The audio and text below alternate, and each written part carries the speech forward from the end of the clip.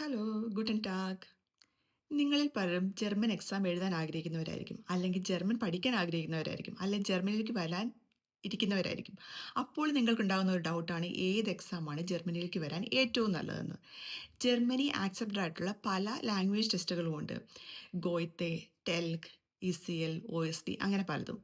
ഗോയ്ത്തയുടെ കാര്യം വെച്ച് നോക്കുകയാണെങ്കിൽ അതൊരു ജനറൽ ജർമ്മൻ എക്സാം ആണ്. ഇന്ത്യയിലുടനീളം ഒത്തിരി സെൻറ്റേഴ്സുകളുണ്ട്.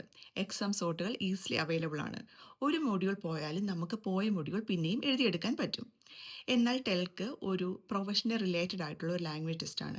ഫോർ എക്സാമ്പിൾ, അത് നഴ്സുമാരുടെ കാര്യം വെച്ച് നോക്കുകയാണെങ്കിൽ ഇൻ ടെൽക്ക് നമുക്ക് കാണാൻ പറ്റുന്നത് ഇപ്പോൾ nurse patient conversations, medically accepted ആയിട്ടുള്ള മെഡിക്കലി യൂസ്ഡ് ആയിട്ടുള്ള എക്യുപ്മെൻറ്റ്സിൻ്റെ നെയിംസ്, മെഡിക്കൽ ടേംസ്, ഇതെല്ലാം നമുക്ക് ടെൽക്ക് പഠിക്കുന്നതിൽ കൂടെ ഈസി ആയിട്ട് പഠിക്കാൻ പറ്റും.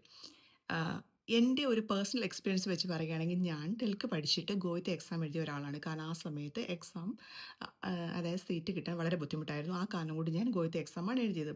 ഇപ്പോൾ ഗോയിത്തെ പഠിച്ച ഒരാളും ഒട്ടും വിഷമിക്കേണ്ട ആവശ്യമില്ല.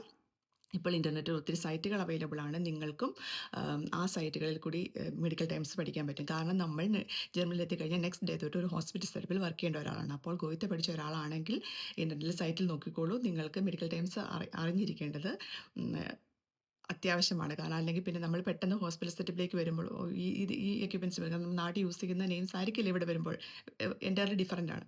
അപ്പോൾ അത് അറിഞ്ഞിരിക്കേണ്ടത് വളരെ ആവശ്യമാണ്. അപ്പോൾ വേറൊരു വീഡിയോയുമായി വീണ്ടും കാണാം. Thank you.